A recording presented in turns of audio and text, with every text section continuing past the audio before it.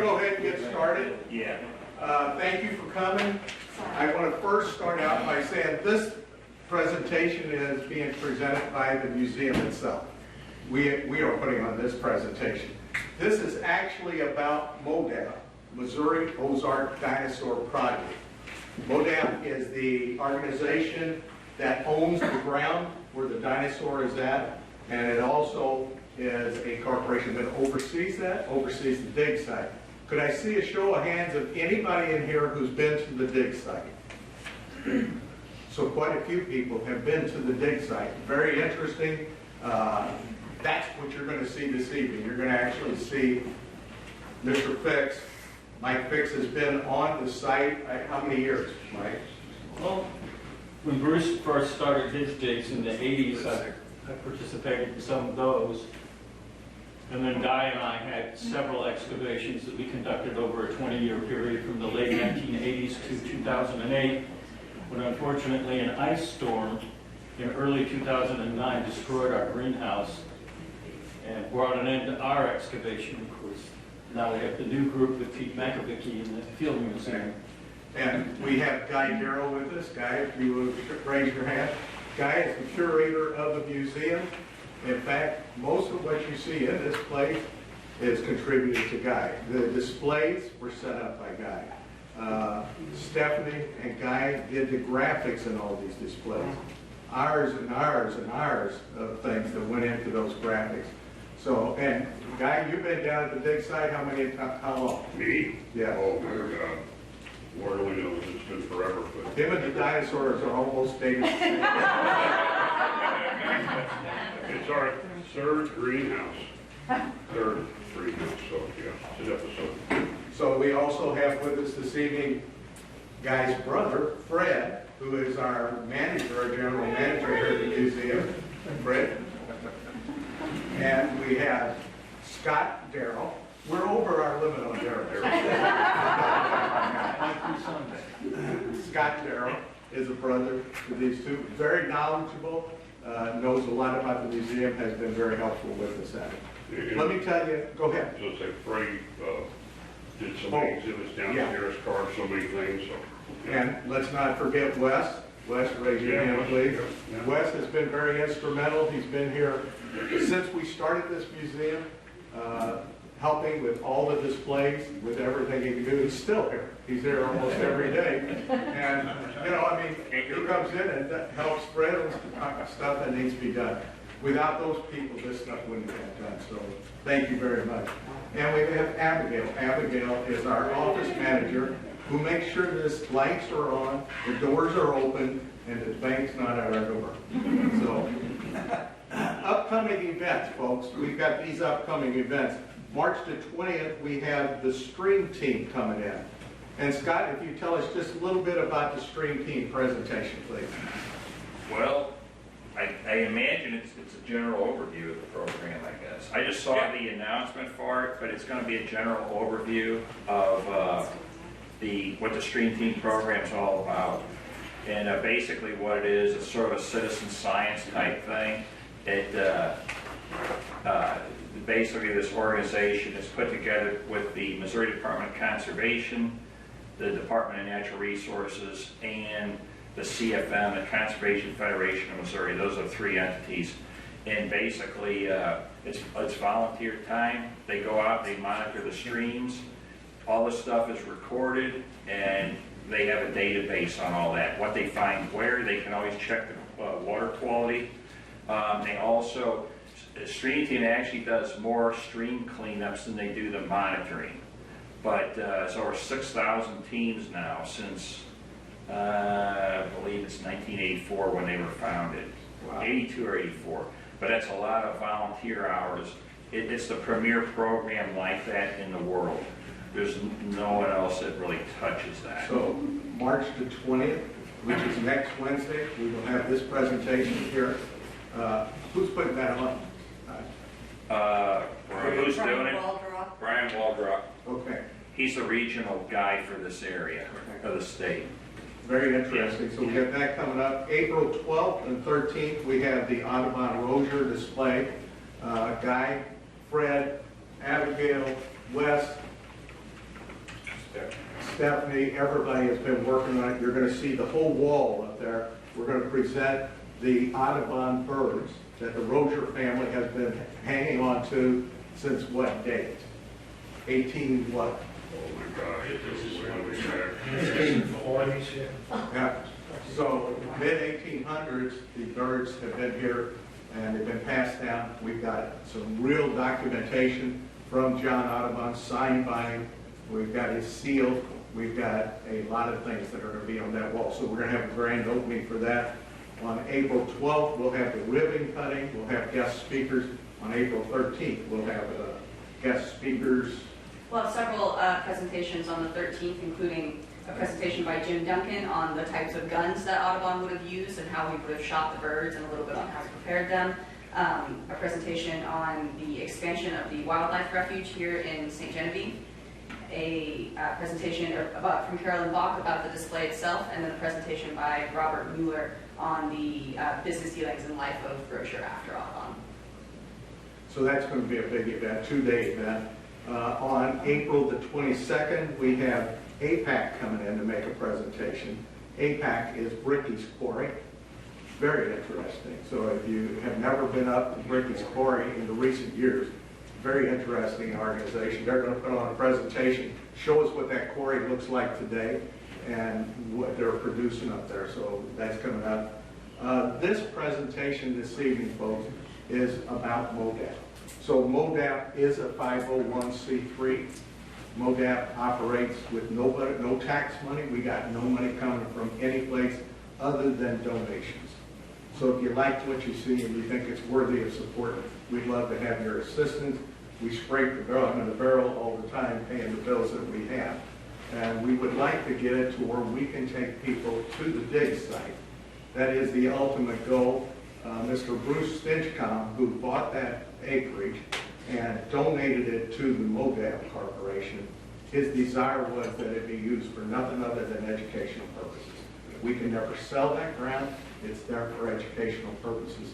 And without people donating money, we can't operate it. But we've made it through everything. I guess up to this time, most of the members have been kicking the money in.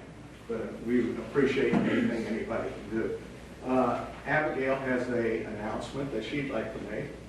If anyone here paid money to get in tonight, you're doing it wrong, because the correct thing to do would be Well, to... let's clarify. I'm like, what, I was supposed to sneak in the side door? Like, So we always run this promotion during our presentations where if you paid to get in, you can apply that your $8 or $10 towards a membership for the museum. A membership is good for an entire calendar year, and it gets you into all of our presentations for free. You can come in to the museum anytime, and we have these speaker presentations an average of twice a month. And you can get into every single one for free if you become a museum member. So we really encourage you to do that. And like I said, if you paid to get in tonight, just let the girl downstairs know, and she'll take that money off the cost of your membership. Okay, thank you. Mike Fix, you're actually going to watch Pete Makovicky give the presentation about the dig site, and you're going to see videos of the dig site. Vernon, are you on there? Is part of it? I think they got you on here. He's on there. Yeah. So Vernon has been big with the dig site. In fact, the last piece of the dinosaur that come out, and which piece was that now, guy, that we lifted out with his excavator? That was the main body of that particular dinosaur, and I think it's like a 30-footer. They named it the Beast. So in their figure. Vernon was down with the excavator lifting the beast out of the pit, and you'll get to see part of that. So it's a guy, you want to pronounce this correctly? Parasaurus missouriensis. That's the official Missouri state dinosaur. If you go to Missouri seals and symbols, you'll see that's the official state dinosaur. And it is a new species, Yes, new genus and and species. they're going to cover that in this. It was named in 1945. So that's not exactly. It was named in 1945. That species was designated in 1945, so I'm not sure we can say it's new. Everybody. All right, new to everybody else. Okay, Mike Fix is going to introduce himself. He's a geologist, and I'm going to let him tell you his accolades because I don't have them in front of me. Mike, if you give your background, and then we'll start the presentation. Okay. Well, I'm Professor Michael Fix. I'm retired Professor Emeritus at the University of Missouri St. Louis, and I volunteer here at the museum generally twice a month. Today I was here working on dinosaur bones down in the prep lab, and on the last Wednesday of the month they had me come in for Fossil Identification Day, Fossil ID Day, so people locally and from wherever who have fossils they want to have identified. I do my best to try and figure out what they are. I have a background in both geology and paleontology. I'm Dr. Bruce Stinchcomb, without whom we would not have the Chronister site, was my mentor and teacher and thesis advisor. And I got both of my degrees from Washington University in St. Louis, my bachelor's and my master's degree. And I taught at University of Missouri St. Louis from 1976 to spring 2022, but I officially retired in 2021, September. But they hadn't found a replacement for me, so I continued to teach for 2 summers and 2 more semesters to buy them some time. But I'm all done with the teaching now, and now I can devote my time to working on Missouri dinosaurs, and I'm trying to move down here. I'm waiting on a vacancy at the apartment complex. So, very nice one over on Fortis. Mike, would you tell us a little bit about Pete, who's going to be talking here? So, Okay, Professor Makovicky, Pete Makovicky, was formerly at the Field Museum as one of their preeminent dinosaur paleontologists, but in recent years he's now a teacher and professor at the University of Minnesota, but he continues to be the supervisor for the teams that come down from the Chicago Field Museum to excavate the Missouri dinosaurs. So he's in charge of the scientific aspects of the excavation of the Missouri dinosaur site. good. Thank you. One last piece of this is that on the board for MODAP, you have all except 2 of the board members here.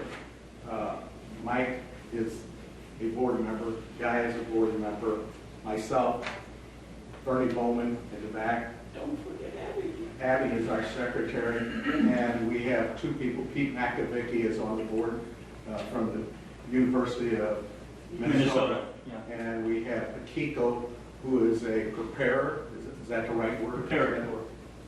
For when they take all those bones out of that clay and it's all laying there, she puts it together. She puts that puzzle back together and makes it look like something.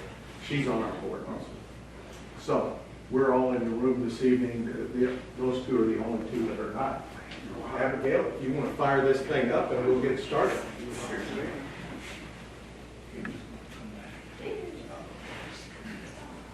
That's not what I've seen it. Of course, I've seen it. And this presentation was originally given to a group at Now for today's program. Probably UMKC. saw on the news, even the national news, about Get turned a up any? new dinosaur discovery in southeast Missouri. Smithsonian Magazine called it a treasure trove of bones. And the Missouri dig site has yielded fossil remains for over 80 years and has helped expand the knowledge of dinosaurs in the U.S. east of the western interior seaway, a body of water that divided North America more than 70 million years ago. And we're honored to be joined today by Dr. Peter Makovicky, a paleontologist and professor at the University of Minnesota. And Dr. Makovicky helped lead the dig in Missouri, and Dr. Makovicky, thank you for taking the time today to join us. We're getting him on camera here momentarily. There you are. It's my great pleasure to share this unique story. It's a very Missouri story that I've had the privilege to be part of. I'm just going to share my screen here and make sure everyone is able to see that. Yeah, looks fine. Let me switch screens.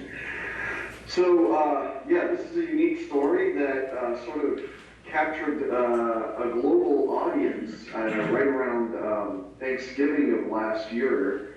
The funny thing is, I'll get to later in the talk, is that we actually went to this site in October to dig out this very large jacket that you can see over here in the CNN coverage, mainly as a salvage operation. Our site was actually threatened to be flooded, as I'll show later.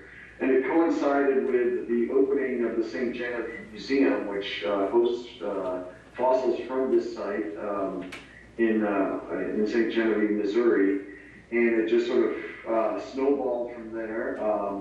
Obviously, we got some of the big global papers or media like CNN, but some of the best coverage was actually much closer to home. This one down in the lower right corner is from the Kansas City Star that did a very nice piece on it.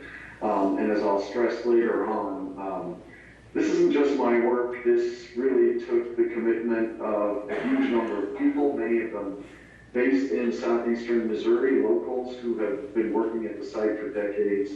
And so I really want to start by acknowledging all their involvement, and I'll mention them throughout this talk.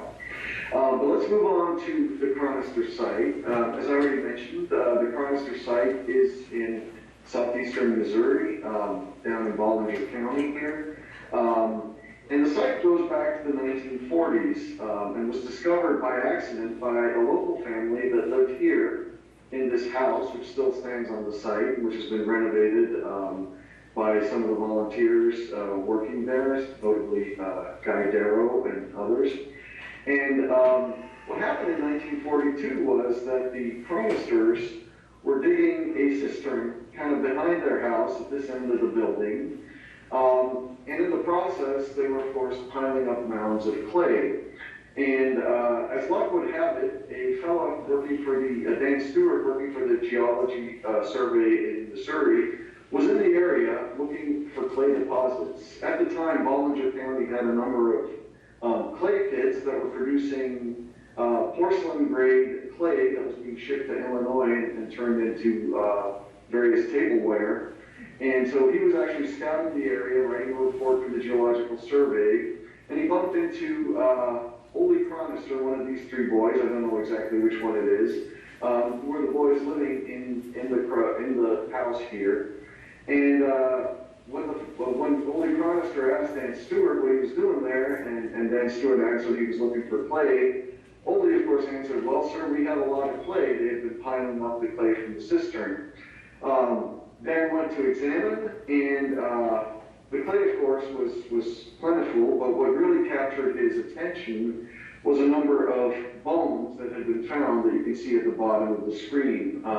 So a dozen bones that the Chronisters thought were old cow bones, but Dan, having had some paleontology classes as part of his geological training, immediately realized that these were in fact not cow bones, but belonged to a reptile.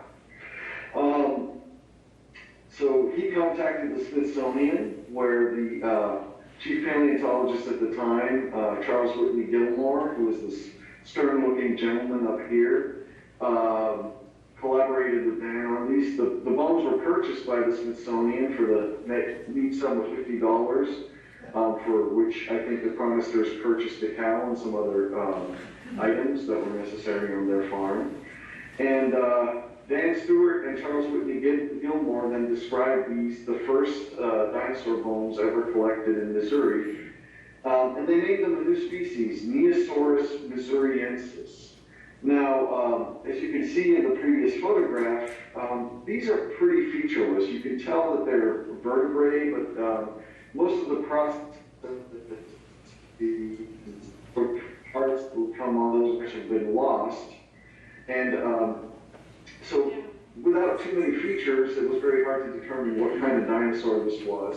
And originally, Gilmore thought that this animal might be a sauropod, one of these long-necked, sort of herbivorous dinosaurs like Apatosaurus or Brachiosaurus or Brontosaurus that most people are familiar with. Now, as it turned out, the name Neosaurus was preoccupied. What does that mean? That means that according to the rules of zoological nomenclature, each new species has to have its own specific binomial. It's two-part name, a genus and a species. The genus always capitalized, the species always lowercase. To avoid confusion, no two species should have the same name.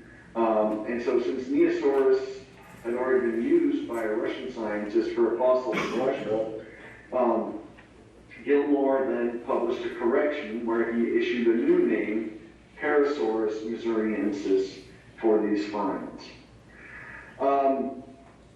Now, this remained the only fossil locality producing dinosaurs in Missouri until the present, and up through the years, in the decades following the Second World War, there wasn't a lot of activity there. But in a revision of fossils from eastern North America from the age of dinosaurs, Don Baird and Jack Horner, who many of you have probably heard of, decided to synonymize the Missouri dinosaur, Parasaurus, with another dinosaur called Hypsibema, found from North Carolina, because of the general similarity in the proportions of the vertebrae. Hypsibema, just like Parasaurus, also known just from fragmentary finds, mainly from eroded vertebrae. So, based on the overall similarity of these bones, Baird and Horner argued that Hypsibema really, Parasaurus was not distinguishable from Hypsibema, and since Hypsibema was the older name, being named in the 1800s, that's the one that should also apply to the Missouri site. So Parasaurus missouriensis became Hypsibema missouriense, but was still thought to be a sauropod at the time. Now, this is when things really changed. So in the late 1980s, Bruce Finchcombe, who was a professor at Florissant Community College right outside of St. Louis, purchased the property, realizing that it had tremendous paleontological value. It's the only dinosaur producing site in all of Missouri. And he started a dig program there, which was later, believed was taken over by Guy Darrow, who you see working the sieving mechanism over here. And Guy worked with another geologist, Mike Fix, you see in the picture here, along with numerous local volunteers to actually excavate the site. They constructed a greenhouse over it to protect it from water, and initiated essentially a 20-year digging program at the site. And that culminated in the collection of this very large 900-pound jacklid, which contained the remnants of a juvenile Parasaurus or Hypsibema dinosaur. It's a little bit hard to see on this figure, but we'll see some of the parts of it up here, where you can see a number of exposed vertebrae and other bones, as this was partially prepped. And this is now on exhibit at the St. Genevieve Museum. Additionally, Guy got a hold of these toe bones, which came from the original cistern site. So besides the tail vertebrae that now reside at the Smithsonian, further digging at the site by Bruce Finchcombe revealed these toe bones. And associated with the juvenile here was a number of teeth and even jaw bones that very clearly indicated that this is not, in fact, a sauropod dinosaur, but rather that it belongs to the duck-billed dinosaur family. So, based on these new discoveries made up through the 1990s, Hypsibema was revised from being a sauropod dinosaur to being a duck-billed dinosaur or a hadrosaur. And here's a beautiful sculpture of a life reconstruction of Dr. Darrow.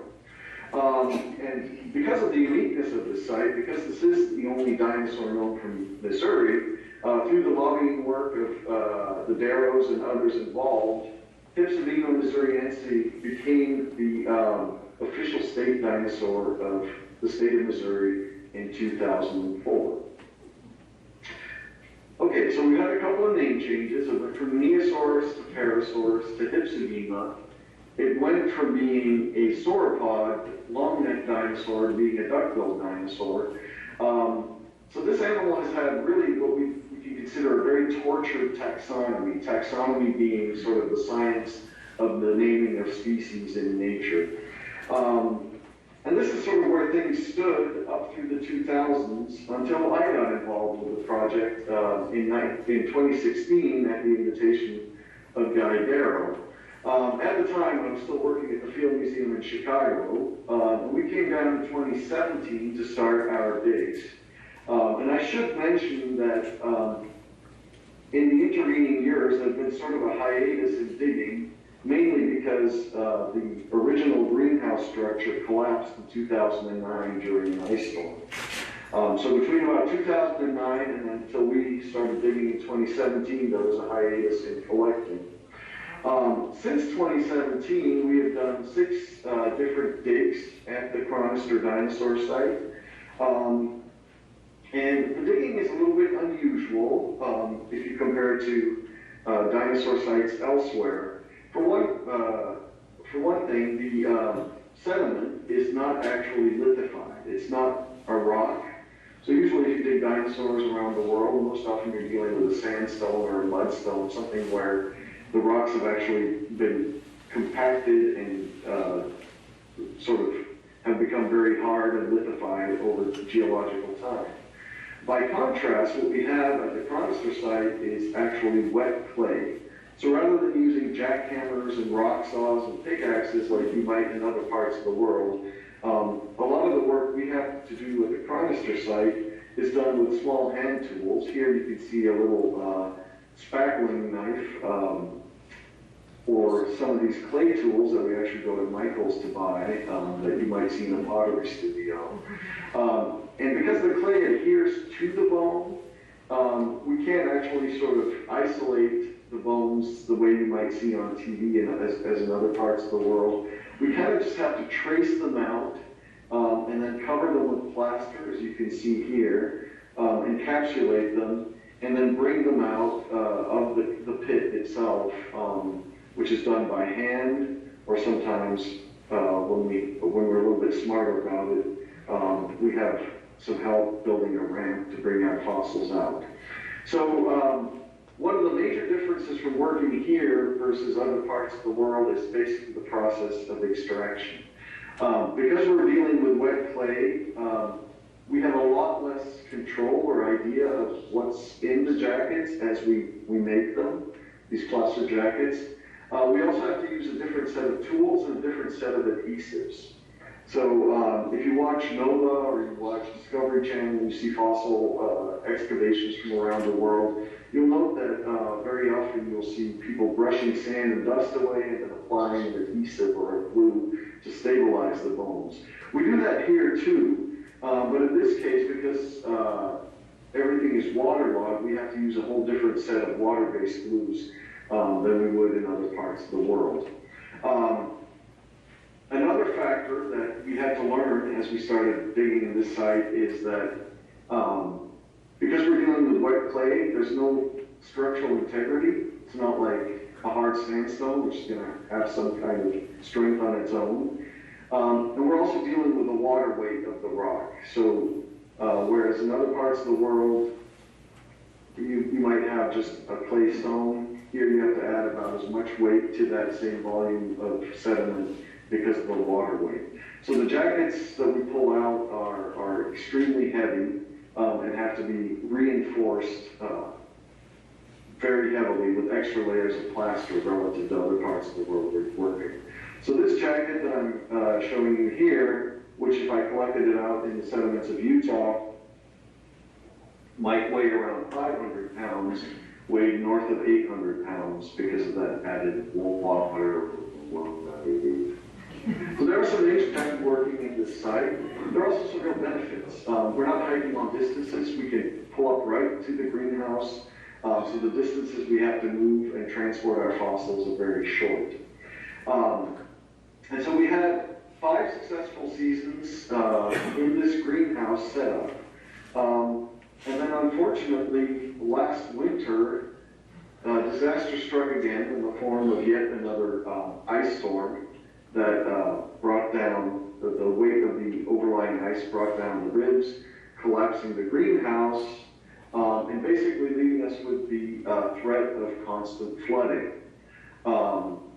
And this posed to be a big challenge. Now, one of our local collaborators, Bill Teeters, built this very functional, nice tarp that allowed us to continue digging through the spring at the site.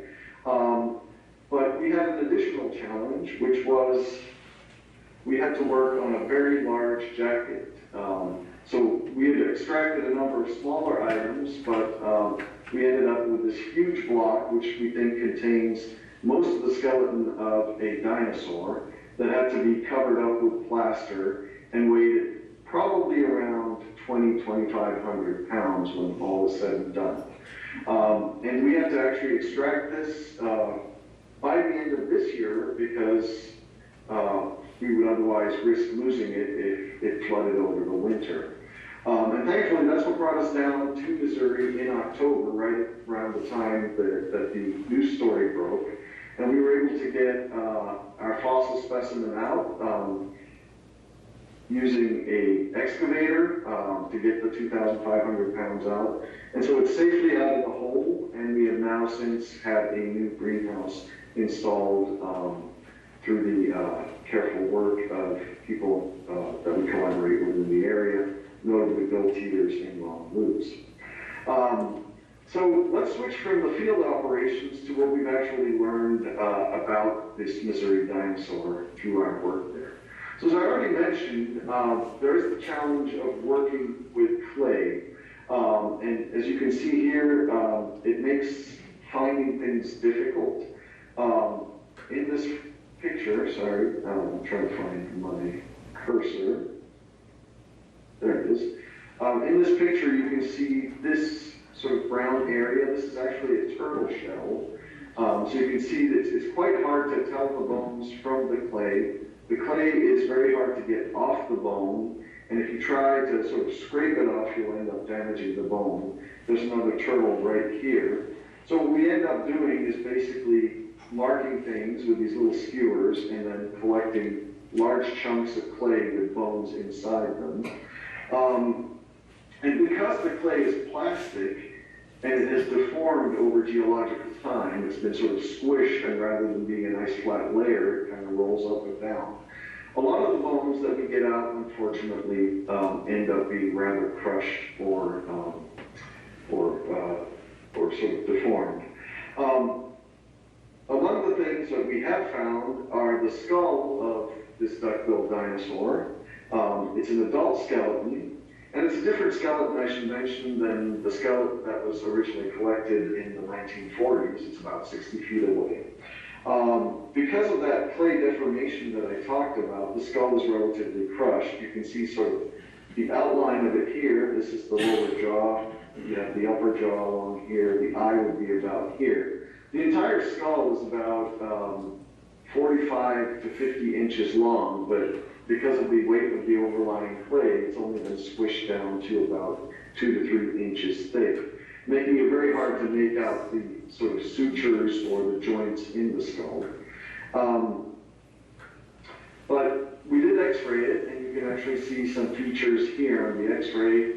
These are tooth batteries, so the teeth are fairly well preserved. This is the snout of the animal, so it has a nice wide duck bill, confirming the identity of it as a duck-billed dinosaur. And some of the teeth are well enough preserved that you can see some of the features on them. We had more luck with some of the postcranial or the body skeleton. This was a different jacket that was collected right underneath the skull and contained parts of the arms of the Missouri dinosaur. You can see part of the humerus or bone, funny ulna here. It's the forearm, and then fingers, bones of the hand and fingers spread throughout. And when we put it all together, what you can see is a very nice forearm. This is the elbow end of the animal, the wrist here, and the hand. And what's immediately struck us is that this animal, in place of a mobile thumb, actually has this conical, sharp thumb spike. sort of a feature that is known in a few other dinosaurs and is very telling with sort of interpreting the evolutionary history of where the or the evolutionary relationships of the Missouri dinosaur.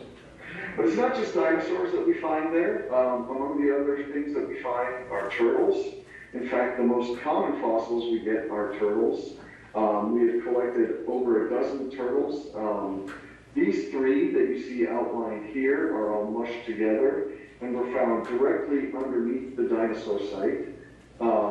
The shells are somewhat crushed, but when you get to the more compact bones, like those of the hand and foot, you can see over here are extremely well preserved. We're just starting to work on these turtles, so we haven't determined the species yet, but we know they belong to two different turtle families. One is the Neomachilidae or Helicalidridae. This is a now extinct group of turtles that was alive during the age of dinosaurs in the Cretaceous. And they're characterized by having these little tubercles or bumps, the sort of rough exterior to their turtle shell. Very telling. The other group that make up these two turtles, the ones outlined in green and orange on the left photograph, are Adocid turtles, also another extinct group that was fairly widespread in North America and even in Europe during the Cretaceous. And it's not just turtles that we find remains of other aquatic creatures. For example, there are reports of shark spines. These are the little spines that would be in front of the dorsal fin of a group of sharks that are now extinct called the hybodonts. Sharks today are largely marine, but the hybodont radiation, which was alive in the Mesozoic, is known to have inhabited both fresh and salt or marine waters. The same is true of pygmodont fish. We have found isolated teeth, these sort of crushing teeth that you find in pygmodont fish.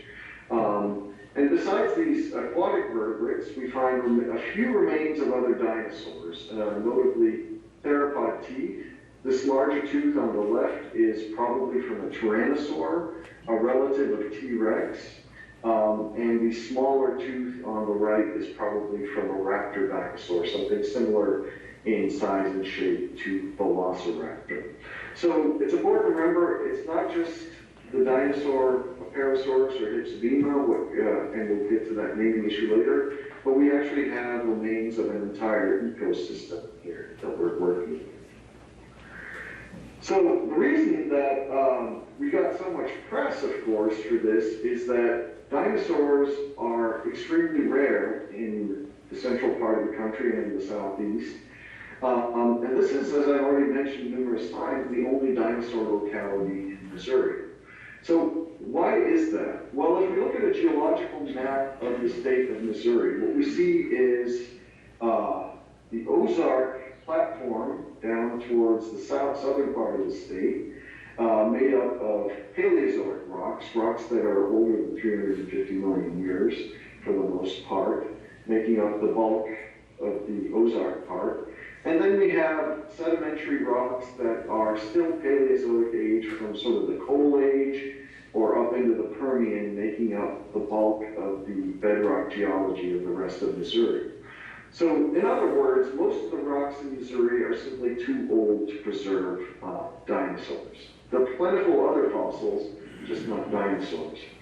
The only rocks from the age of dinosaurs from the Cretaceous that are mapped out are down here in this southeast corner. There's a little belt of green rocks down there. And these were deposited on the margins or the shoreline of what was called the Western Interior Seaway. So between about 100 ago and about 7 million years ago, the North American continent was cut in half by this interior seaway that ran from the Gulf of Mexico up to the Arctic Ocean, and over time waned and waxed. So this is sort of at its widest point in the Campanian, roughly 70 to 75 million years ago. And along the eastern margin of that seaway, you had what was known as the Mississippi Embayment. The Mississippi River Valley, which you can see down here, basically was a lowland where you had an arm or a fjord of this interior seaway stretching up all the way to southern Illinois. And the Bollinger County would be right about there, sort of near the margins of that. And if you look at sort of that outcrop belt of Cretaceous rocks in southeastern Missouri, they are right about here. And they actually form part of a larger continuous belt of Cretaceous rock that stretches from Arkansas up into southern Illinois and then back down through Tennessee, Mississippi, and into Alabama, basically following the margins of this embayment. So it stands to reason, and it was thought for a long time, that the Chronister dinosaur locality and its Cretaceous fauna were part of this system and were sort of deposited in the near shore or sort of the floodplain area leading to the shores of the Mississippi embayment. Now, as I mentioned, this is a unique locality.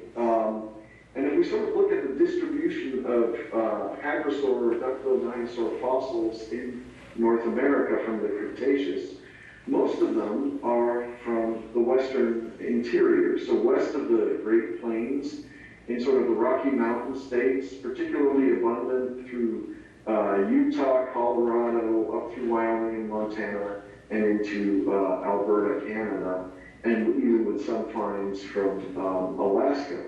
By contrast, east of the Great Plains, you find very few of these hadrosaur dinosaurs. Here's the Bollinger, the Chronister dinosaur locality. And then you have a number of finds along that belt of outcrop that I just talked about on the eastern margin of the Mississippi embayment, and a few odds and ends from the Carolinas and from New Jersey. Besides just the pure number of fossils, literally hundreds, if not thousands, west of the Great Plains, and just dozens east of the Great Plains, the quality of those fossils also varies a lot. So Hadrosaurus foci here from New Jersey is actually one of the more complete of the eastern finds. And as you can see, there's barely any skull material and some limb material. By far and large, most of the finds along the eastern, in the eastern part of the country are similar to what you have with Hypsibema. Isolated single bones, often missing large chunks or waterborne, and realistically not very informative. So how do we use this information, or how has this information then been used in the past to interpret the age of the Bollinger dinosaur locality? So as I mentioned, Hypsibema over here is from Campanian rocks from this period where you had the maximum width of the seaway occurring. And because sorry, I need to find my cursor. Because the site in Missouri was considered, or the dinosaur in Missouri was considered synonymous with Hypsibema, it was thought to be roughly the same age. That accords with the turtles and the other finds there. And so for the longest time, based on this, we have thought that this site was roughly 70 to 75 million years old, and the rocks that, or the clays that the bones come in were correlated with other sediments from this outcrop belt in the area. However, now that we have more of this material, is it actually true that Hypsibema or Parasaurus, call it what you will, is similar to dinosaurs of Campanian age, like Gryphosaurus here? Well, that depends on the information in the bones themselves. And now we have a lot more to work with, and we probably should not compare the Missouri dinosaur to Hypsibema, which, as I mentioned, is basically based on uninformative vertebrae whose information is only their proportions, and those proportions are so common among duck-billed dinosaurs that you can't tell a vertebra from New Jersey or from North Carolina apart from one from New Jersey. So with more information, we can actually make much more informed anatomical comparisons. And as it turns out, if we compare Hypsibema, or if we compare Parasaurus to other dinosaurs from around the world, what we notice is sorry, I'm looking for the cursor, a number of features. So here's the lower jaws of that juvenile that was collected in the early 2000s. That's currently at St. Genevieve Museum. Now, if you look at the dentition, the teeth are fairly large, fairly wide, and not as compact in their pattern of eruption as you see in Campanian dinosaurs from Western North America, animals like Herpetosaurus, which the Missouri dinosaur was explicitly compared to in the past. Rather, some of the features we see are more reminiscent of earlier dinosaurs, such as Mantellosaurus, an iguanodonted that lived about 130 million years ago in what is now the UK. So there are some differences, of course, here. If we look at the teeth, we see only a single ridge on the tooth of Parasaurus. That's more similar to what we see in Griposaurus than in Mantellosaurus. But altogether, we're seeing differences that actually allow us to clearly distinguish the Missouri dinosaur from other dinosaurs around the world. Similarly, if we look at the hand skeleton, late Cretaceous dinosaurs or Campanian dinosaurs from Western North America are unique in, I keep losing my cursor here, sorry. Are unique in having lost the thumb. So this is the hand bone of the second digit. This is finger 2, 3, 4, and 5. But there's no thumb in most true duck-billed dinosaurs. By contrast, as I've already mentioned, we have a well-preserved thumb spike in the Missouri dinosaur, which is similar to the thumb spike in animals like Iguanodon and Mantellosaurus, which are much older and branched off the duck-billed dinosaur family tree much earlier, some 145 million years ago. However, unlike these dinosaurs, which have all their wrist bones fused into one massive clump, you only have 2 wrist bones in the Missouri dinosaur, and although they remain fused, they're a lot smaller, and they sort of, again, represent an intermediate stage between the carpal or wrist mass of bones in Iguanodon and the isolated little nubbins that you see in true duck-billed dinosaurs. So again, we have features that allow us to say that our Missouri dinosaur is unique and unlike any other dinosaurs we have. So combining all the information we have from the various specimens that have been collected over the last 20 years, we now can say we have at least 3 specimens, the original Smithsonian one. We also have the specimen that was the juvenile that was dug in the 2000s by Guy Darrow and his team, and now we have an adult dinosaur that's going to be fairly complete. And next to it, we found a tail that might actually belong to a 4th individual. So we have a very complete understanding, or we're developing a very complete understanding of the anatomy of this dinosaur. And what we can say is it has unique features that we can use to distinguish it. It should no longer be called Hypsibema. That's a taxonomic wastebasket. It's a name that is dubious because the features used to diagnose Hypsibema are widespread among many duck-billed dinosaurs. You can't actually tell them apart based on it. And so we need to have a unique name or a new name for the Missouri dinosaur just for itself. Based on the rules of taxonomic nomenclature, the same ones that tripped up Dan Stewart back in the 1940s, we would have to apply the name Parasaurus. That's the name that has priority. So we are now sort of turning back to using the Parasaurus missouriensis as the correct name for the Missouri dinosaur. And if we take those features that I sort of walked you through, as well as others that we see in the skeleton, and use those features to construct an evolutionary tree, what we see is that Parasaurus kind of falls along the backbone of the family tree of duck-billed dinosaurs. It's not what we would consider a true duck-billed dinosaur for a euhadrosaur. Those are, or that would include animals like Griposaurus and Parasaurolophus, things that were common in Campanian sediments out west. But rather, we find it sort of further down the tree, sort of in between the primitive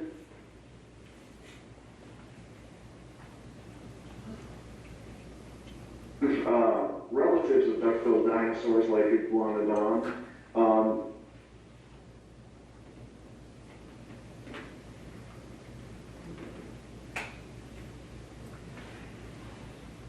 and a number of Asian species that sort of diverged in the late Cretaceous. And if we take this family tree,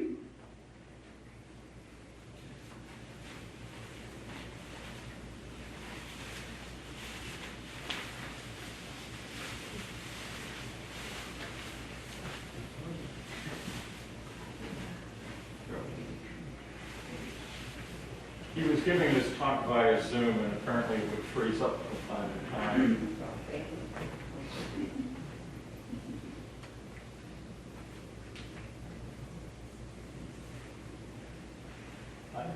and sort of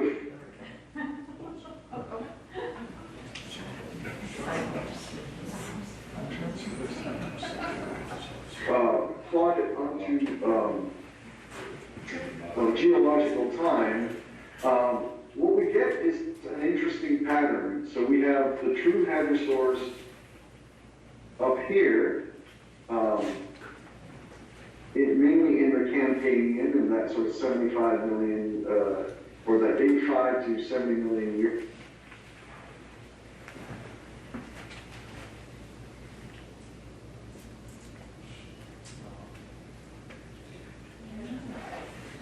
This may not be from the original Zoom. Does that happening here, Mike, or is that on the original? I think it's both. Yeah, I don't remember it doing this. This must be a buffering issue with whatever you're streaming it from right now. Is that a happy thing? That circling thing is Time window mark here. Whereas Parasaurus missouriensis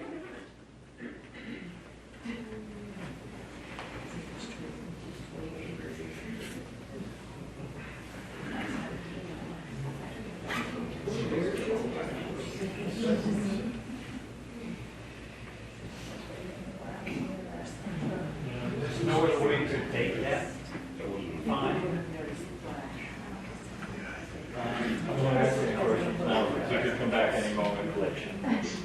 actually falls out part of the tree, where its closest relatives, the things it's most similar to, are much older. They come from the Cenomanian time then, which is about 106 to 94 million years ago. And so if we actually want to maintain a Campanian age for Parasaurus missouriensis, it would seem to be an anomalously long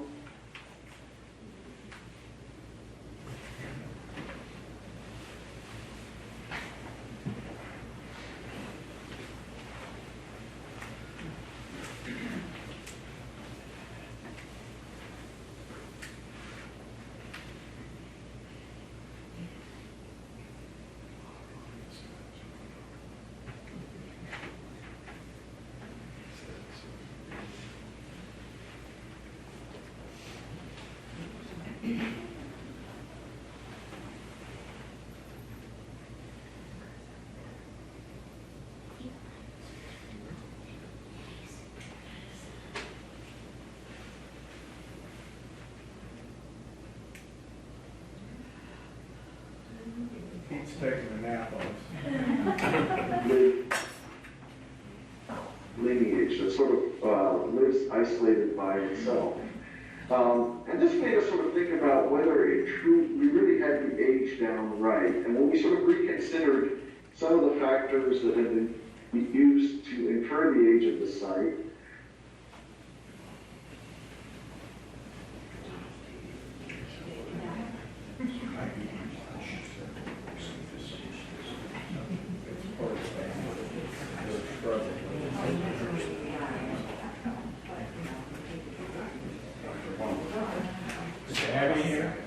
No, it isn't anything to do with that. It's the bandwidth that we're dealing with. Yeah. It's an internet The whole connection. thing can be very dealing with this. No problem, speaking of which. Spectrum's got a solution to that. Wait. Whether she could stop it and reboot it. No, it won't help, but Mike, go ahead and talk about it. we saw that they didn't really stand up to close scrutiny. For one thing, the animal doesn't look like Rhinoceros. I just showed you that in a couple of slides, which is one of the arguments. It's true that it co-occurs with a number of other fossils, such as the Adosid and Helicolybric turtles and Hybodon shark teeth, that are known from Campanian sediments elsewhere. But those lineages are widespread and actually Turn the light back on. That's all it takes, turn the light on. That's not going to do any good. We're geologists. This way above the paper. Oh my gosh. I have electricity in my house. Okay. But you have good. from the Albian all the way up to the Maastrichtian, basically covering. If you find those fossils, all they tell you is you're some point in the Cretaceous. So,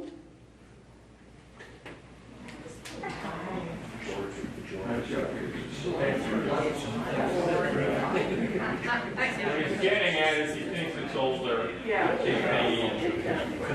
based on our new understanding of the anatomy of this animal and the fact that it's much more similar to animals like Eolandia shown Here.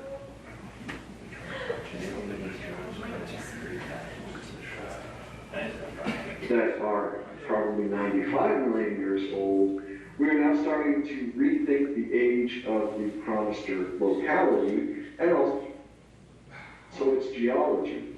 So if we return to that geological map that I showed you a few slides ago, and we sort of look at where all of the Chronister dinosaur locality is relative to that outcrop of sediment laid down in the Mississippi embayment, we can actually see it's over 30 miles away.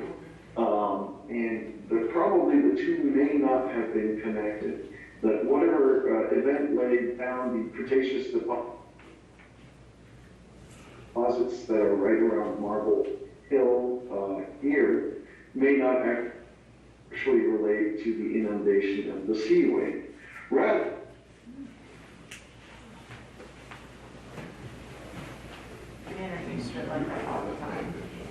Next time, just get a bike and connect it to that.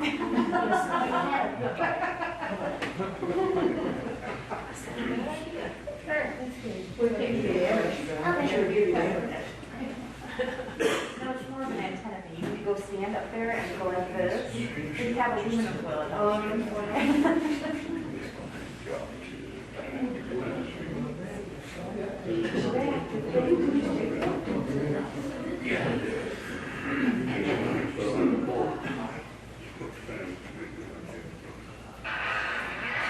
I didn't know we were in the Smithsonian magazine.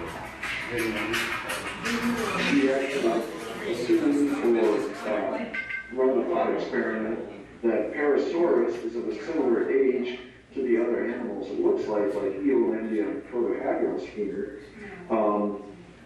We have a situation where if it's more similar in age, we have Protohagros on the Everybody turn their phones on and call everybody. eastern side of the seaway at 96 million years, Eolandia on the western side, and actually be here, more of an upland animal.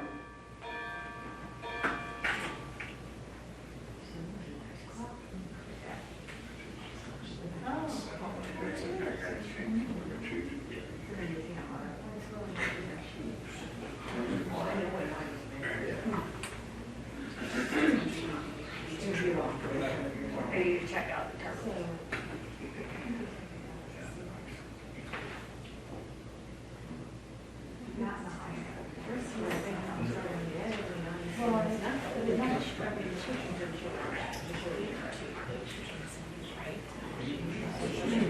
Anyone who's using the Wi-Fi here at the museum, stop. Because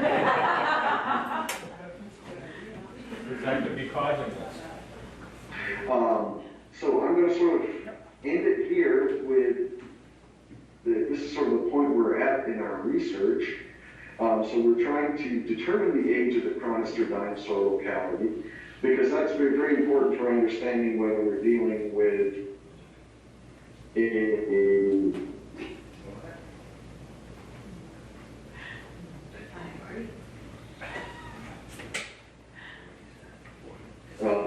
older visitor and occurring in a more upland environment or fresh.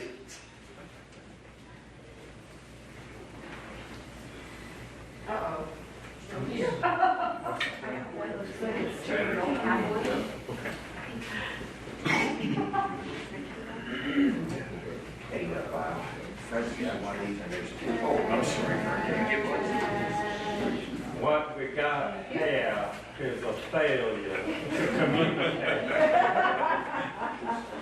What movie is that on? Yep, you got it. Strike the mark.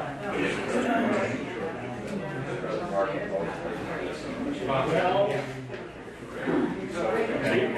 it was almost to the end there. I might point out that other people that study the dinosaurs of the eastern United States have maintained that a lot of the dinosaurs in the eastern United States appear to be primitive compared to those in the western part of the country in rocks of the same age. So, you know, he may be barking up the right tree by suggesting that our site is older than it had been previously determined, or it just could be that because the eastern part of the U.S., which is referred to as Appalachia during the late Cretaceous, was isolated, that the dinosaurs here took a different, you know, took their time. They weren't in a hurry, like the dinosaurs out west, to evolve quite so quickly. Oh, well, anyway. But, you know, so right now there is some research going on to try and get some spores and pollen from the Chronister site to help nail down the age, because the spores and pollen are very good for that, certain types. And there have been several previous attempts to find spores and pollen unsuccessfully that Pete told us today that they think they may have some, so we're crossing our fingers. But there's no volcanic material nearby that can be made. If there was a layer of volcanic ash in the midst of this clay deposit, that would be like primo, because you know that's formed very quickly, and you can radiometrically date volcanic ash layers using like potassium argon dating and others. But no, not so.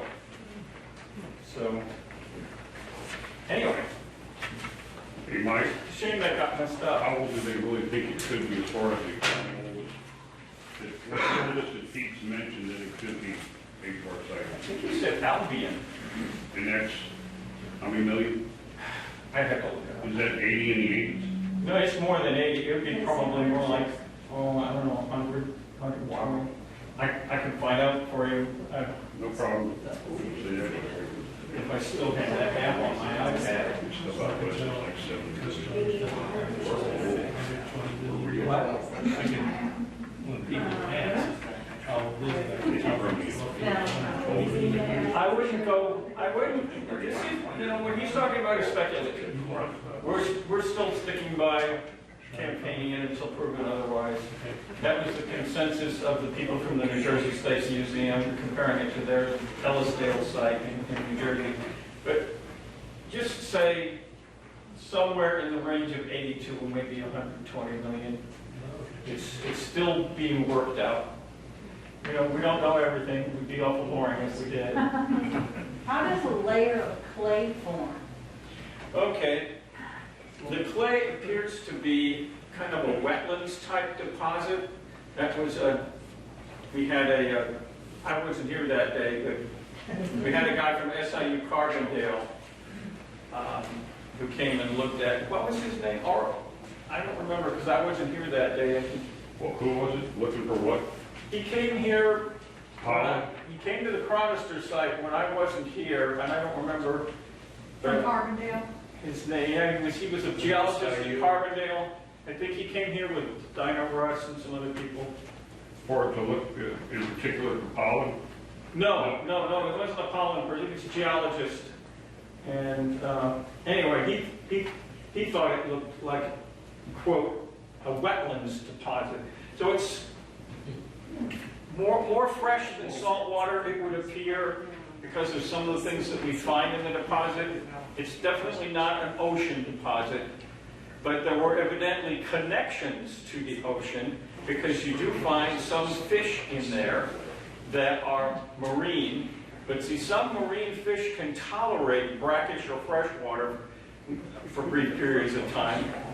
And it's possible maybe even some of them were swimming up in this. So it might have been an estuarian type environment. It might have been more like the Everglades in Florida.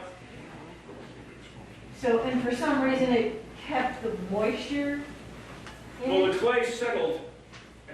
And so if it's a relatively still body of water, such as a lake or bayou or backwater or estuary, then tiny particles of clay can settle out in that relatively calm water. So clay is being washed into the rivers all the time.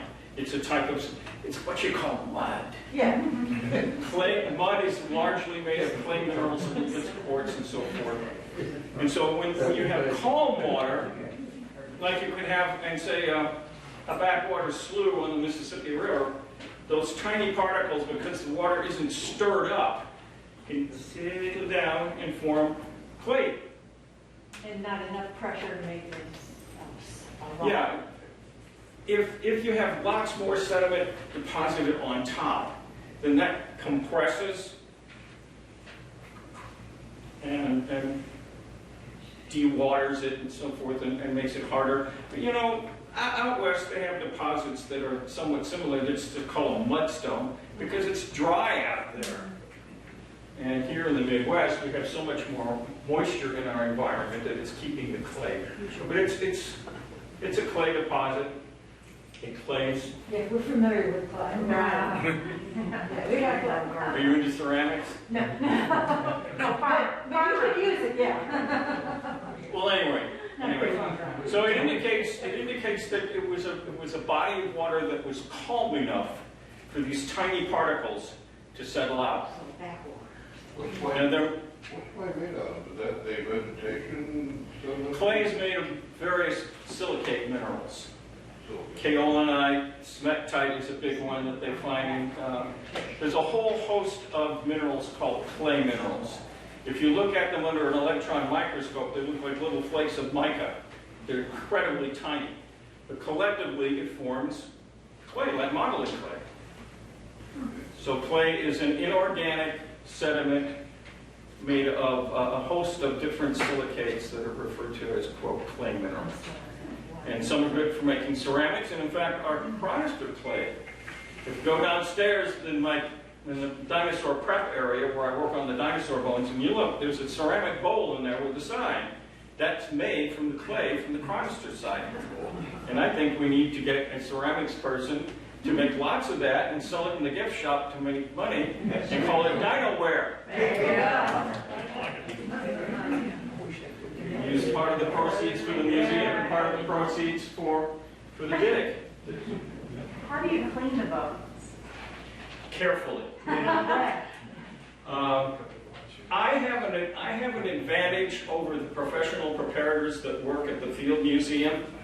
They're constantly being pressured to, hey, we got these jackets that are piling up here. You better pick up the pace. I can work on this as slowly and meticulously as I want to.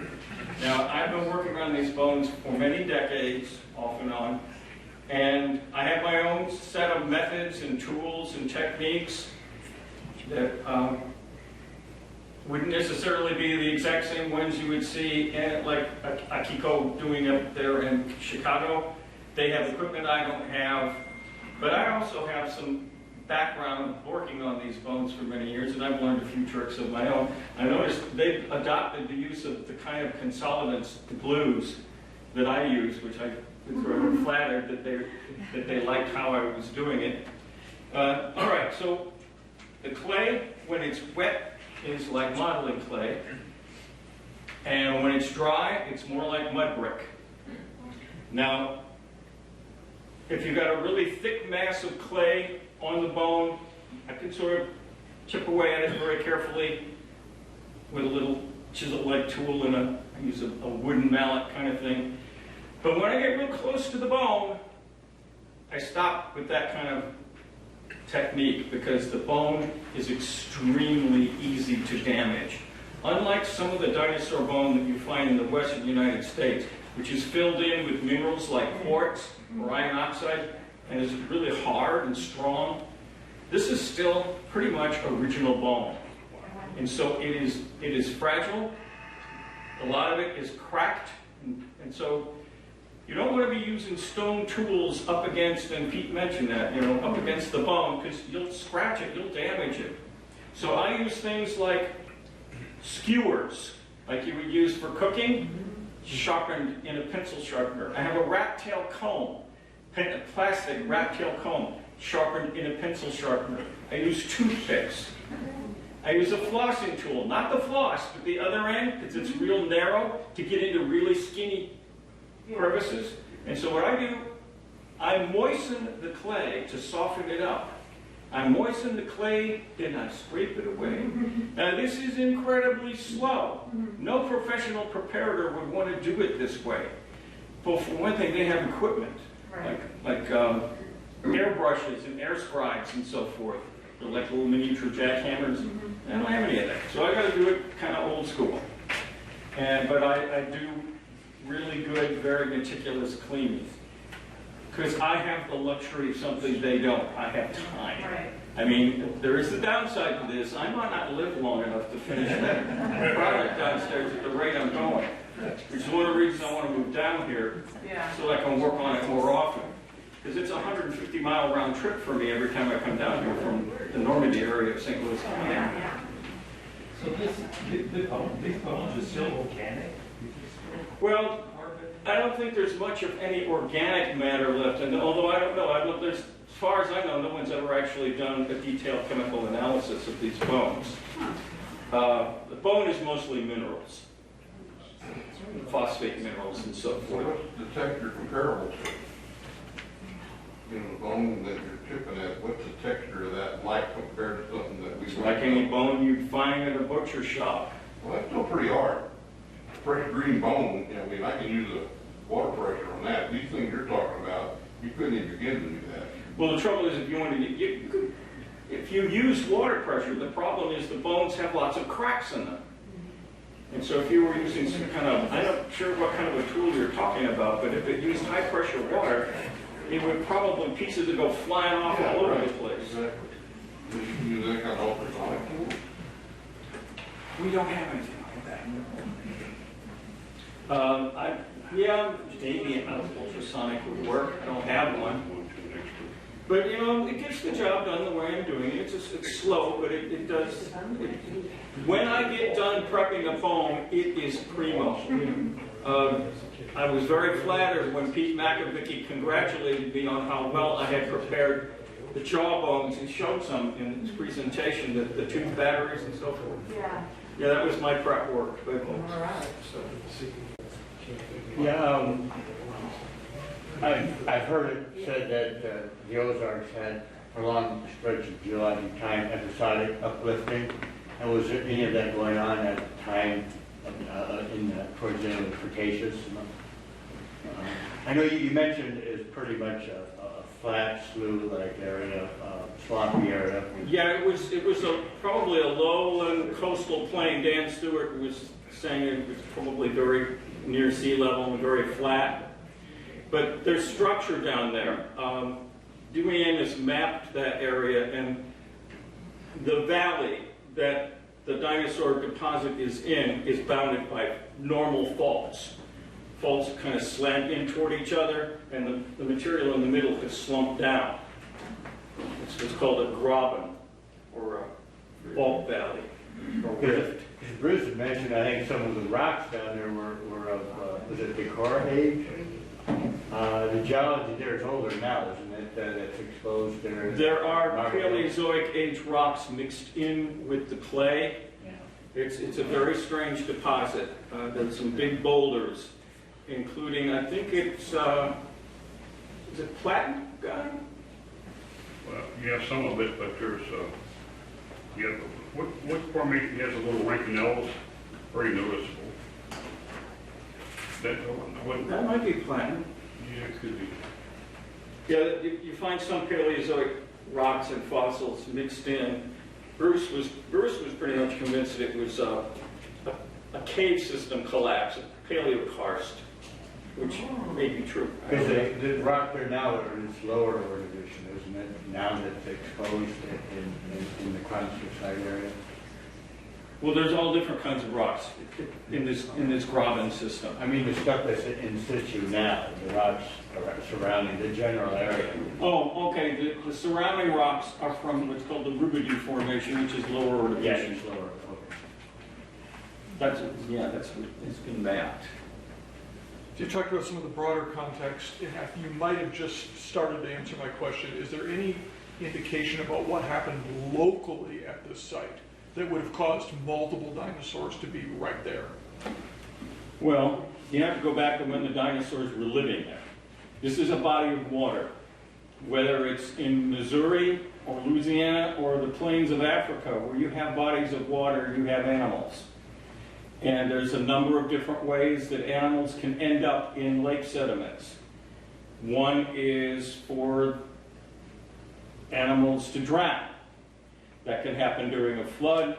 It can happen under really weird circumstances, like I saw on a National Geographic special where wildebeest were swimming across a lake in Africa, and a mother got separated from a calf, and they kept swimming back and forth, and they both drowned and sank into the lake. Animals can be crossing a river when it's rising in flood and be swept downstream. That was also in the wildebeest special I saw, because they have a follow the leader mentality. The first ones get across, but eventually, as the river keeps rising, they just dumbly keep following the guy in front, and if he gets washed out, oh, okay, well, I'm okay. Another possibility is that they could have been washed into the lake. They may have died elsewhere and been washed in afterwards. Another thing is that you go down to get a drink, and next thing you know, you're in the jaws of a big gator or crocodile. There are crocodilian fossils that have been found in the Chronister site. And so that's another way that a dinosaur can end up in the lake, is that it got killed by a predator, a croc. And in fact, one person claims to have found evidence of Deinosuchus, but I've never seen the fossil that's based on, so I'm skeptical of that. But I mean, there's big ones that fell in. Matt Forer claims to have a fossil. I've never seen it. I've never even seen a photograph of it, so I'm skeptical. Well, we got that replica that New Jersey Museum made for us. Anyway, it could have been like a 50-foot croc, a big boy. So.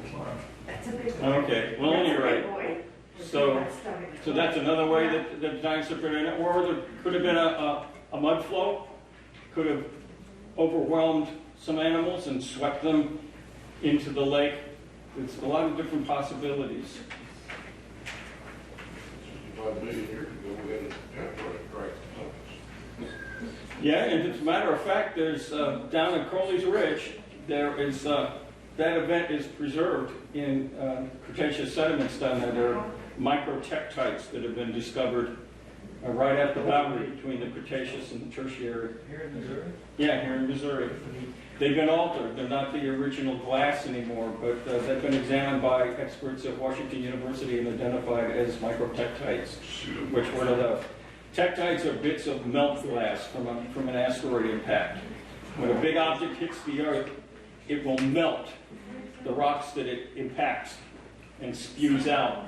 So this stuff, the blobs of glass go flying out and solidify and then fall back to the Earth. They're called tectites. Microtectites are itty-bitty ones, maybe BB size or smaller. And those have been found in many parts of the world at the boundary layer between the age of the dinosaurs and the age of the mammals. And that's actually been found down there. I don't think they've found any iridium in that sediment, though. The island of Belloc, that's where they found the microtectites, or the big one, the Chicxulub. That would be like the smoking shrapnel. A fellow named Hildebrand gave me some that he found. He was one that found them down there. They're tiny, tiny little pieces of glass. Is that in southern Illinois? No, those are from Belloc Cave. Island down there close to Chicxulub. Oh, okay. And in fact, Alan Hildebrand came to the Chronister site. Yep. He gave a talk at the St. Louis Science Center and wanted to come down and see our Missouri dinosaur site. He wasn't interested in digging for dinosaurs. He helped build Teeters put gravel on the road. I was embarrassed.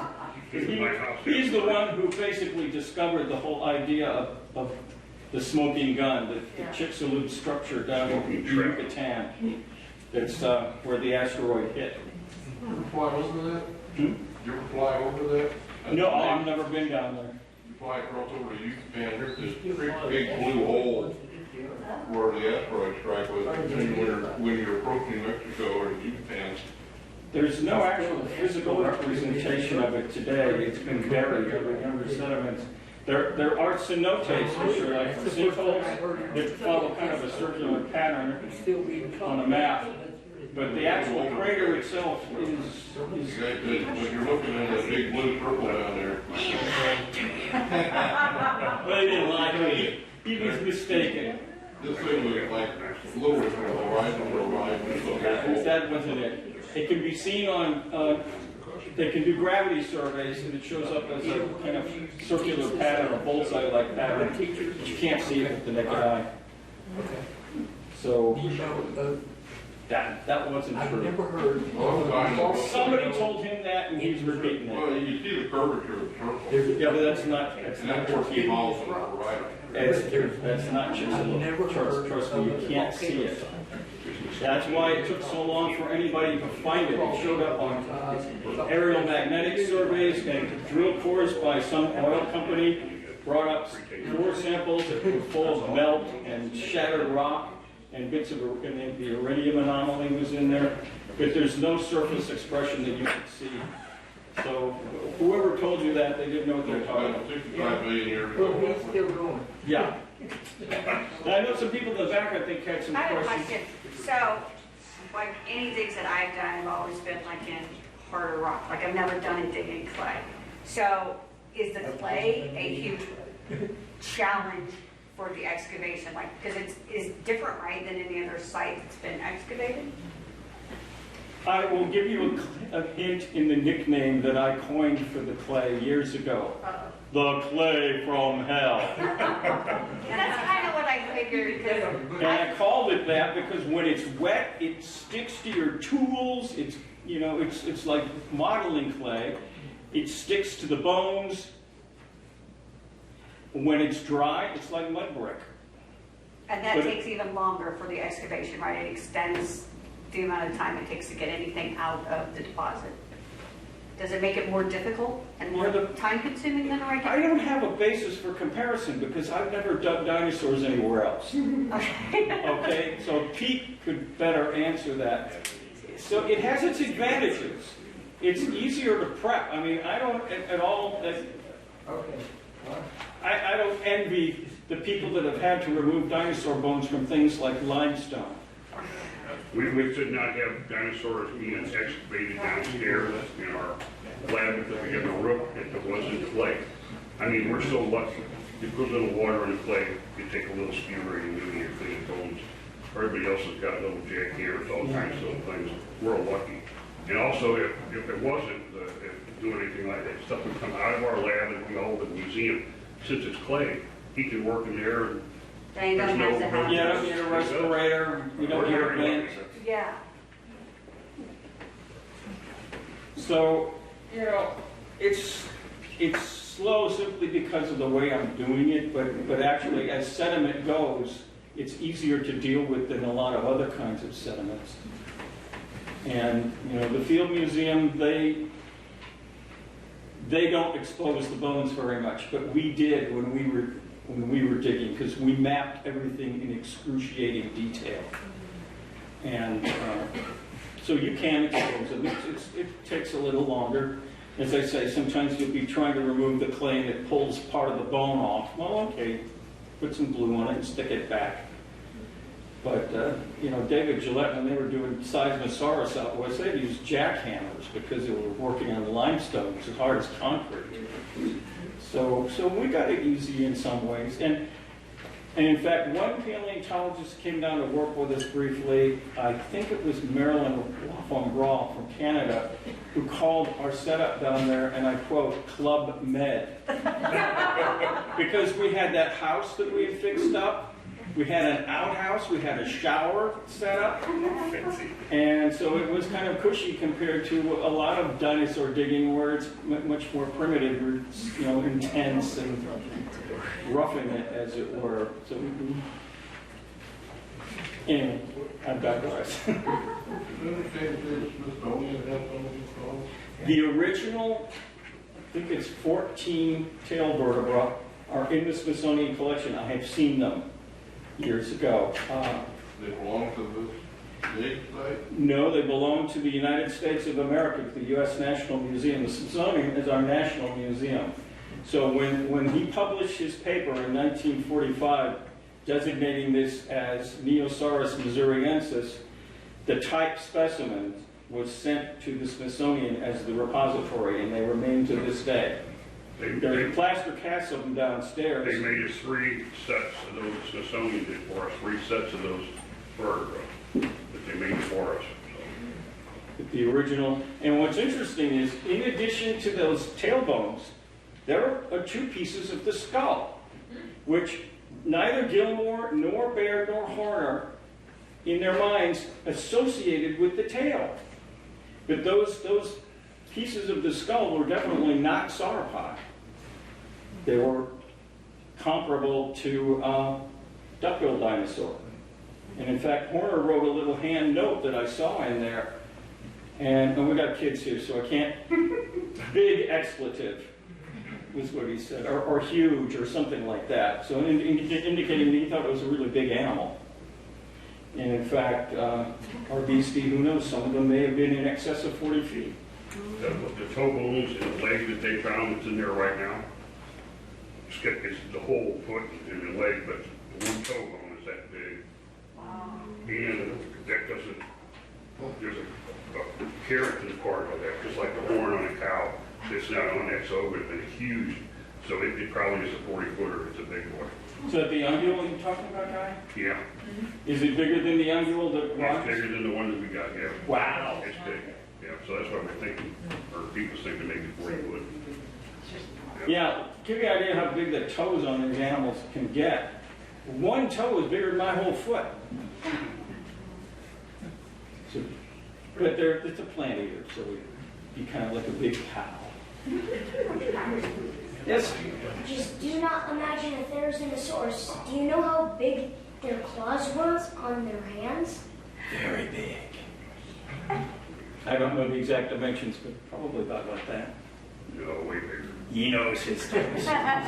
Well, if I had a gold star, you'd get. Alan, did you have something? Yeah. I'm Al Schaefer, when you were talking about Alan Hildebrand and Bill Peters. There were 3 people there. I was the other one. Oh, hi. And I can tell you exactly what Alan Hildebrand said. I asked him, I said, well, shouldn't you be out there to chat with the rest of them, you know? He was down there helping us right back. He said, no, he says, I don't dig them. He says, I kill them. I'm gonna have to quote you on that. I'm writing a book on the Missouri dinosaur called Monster in the Hollow. I got a couple of chapters. And by the way, Lula Chronister, I had to learn a lot about the chronisters. There's a second chapter in the book. Right, that's the first chapter. But anyway, she was a remarkable woman. She had to deal with incredible hardship and loss in her life. And anyway, so I came away with a much better appreciation for what a remarkable woman she was. It was a godsend when the Smithsonian bought those bones from her, wasn't it? Hmm? It was a godsend when the Smithsonian bought those bones. Yes, they were very poor. She had suffered serious losses and hardship and your cheating heart husband and all that kind of stuff. And her little boy and her were digging a cistern. Well, they had some help too. Yeah, but I mean, that's Probably cheap. Yes, yes. Well, Is any of the family still around? yes, I was in contact with Dale Chronister, who works at SEMO University down there.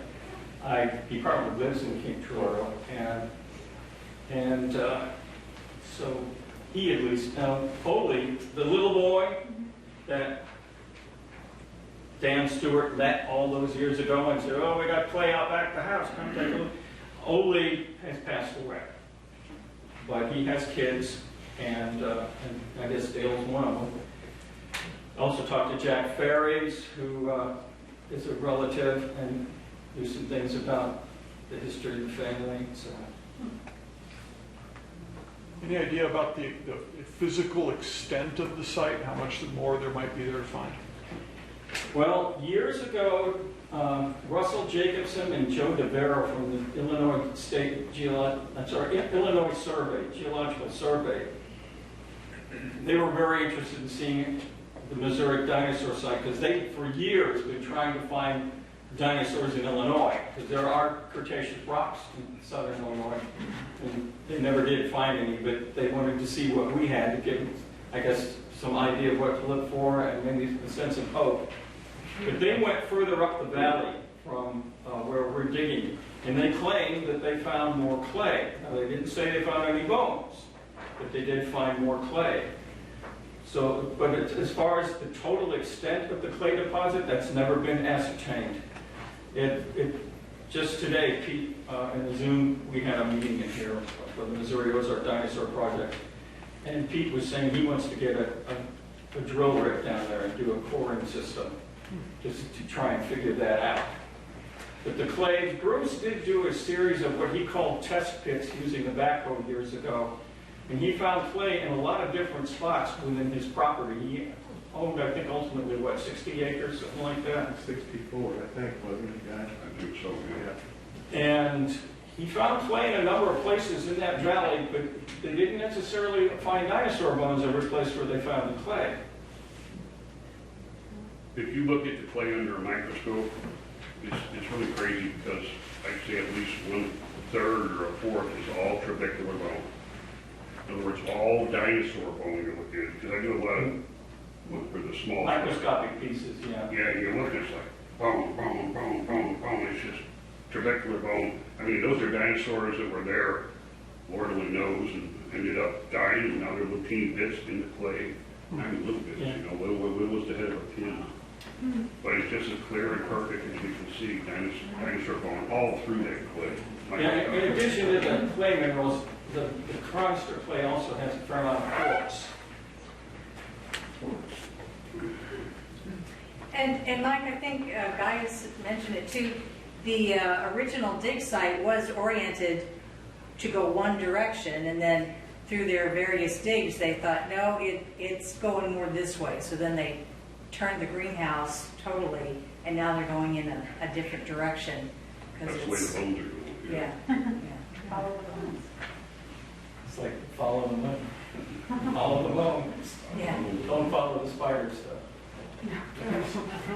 So with core drilling, Kelly, if there are more dinosaur sites, I mean, you're talking about digging pits, well, that's clay and it's kind of messy to dig a pit. Just drill, bring in cores. Same way they look for the lead belt. Oh, I know, yeah, and that's a very hit and miss. You know, actually, right before you go off the gravel road and the county road to go up onto the Chronister property, apparently there was a well drilled there, because Bill Teeters talked about that they went through an extremely thick sequence of clay there. But, you know, were there any dinosaur wells? Well, the problem is the people that do the coring, I'm not sure they'd even recognize it if they saw it. So yeah, I mean, it's perfectly logical to think that there are other places down there in southeast Missouri that could be like this. It's just, I mean, and frankly, that whole episode back in 1942 was sheer luck. It's kind of like the opening sequence of the Beverly Hillbillies, I compare it to. Dan Stewart just happened onto their property at precisely the right moment in time. If he'd been there, say, a year or two before or after, we wouldn't know. Because the bones don't weather out on the surface. You don't see them. Because they dug them up. And he came back around the back of their house and there was bones. And she brought some more out to show him. So it was just one of these lucky things. And we were very fortunate that he was there at the right time and that Bruce purchased that land to preserve it for posterity. Have there been any problems with security, vandalizing the site? Guy, should I answer that? No, I didn't hear that. What? You wanted to know if there's been any security issues. Long time ago, We had some things, but we've got some cameras out there now. We've got people that live there watching things, and it's a heck of a thing to get in there. And if you take your car in there, you're doing an episode. yeah, this is not, I can't drive in there with my car. I don't have enough ground clearance.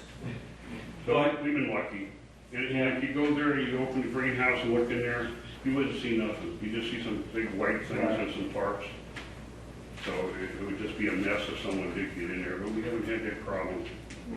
What you call a greenhouse wouldn't be called a greenhouse in agriculture. What you have is a high tunnel. A what? A high tunnel. Difference between a high tunnel and a greenhouse. Greenhouse has heat. You wouldn't have had the ice problem. Yeah. So what you've got the high tunnel, too bad. You get a lot of ice and snow. Well, you know, the reason that happened for us is we forgot to left the greenhouse shade cloth on it. And it caught all the ice.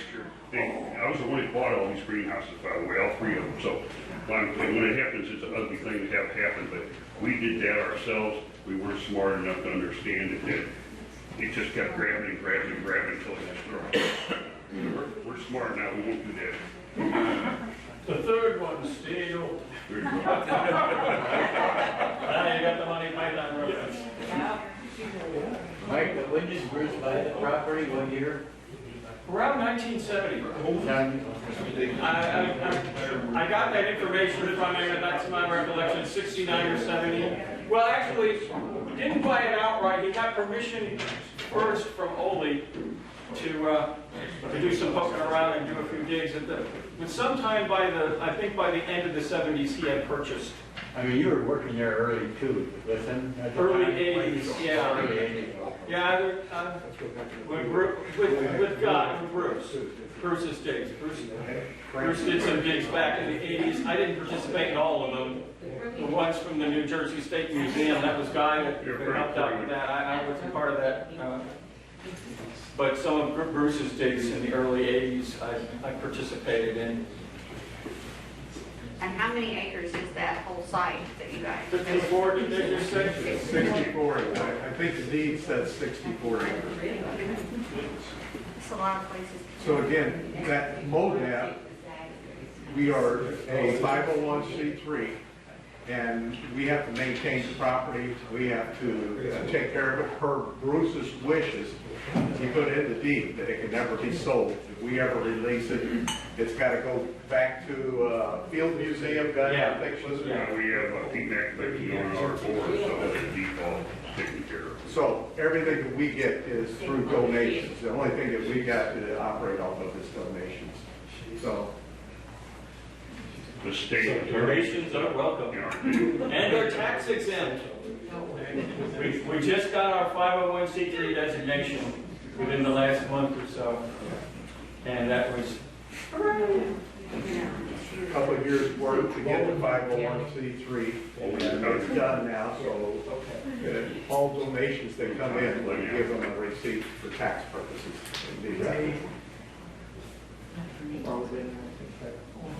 Folks, thanks a lot for coming.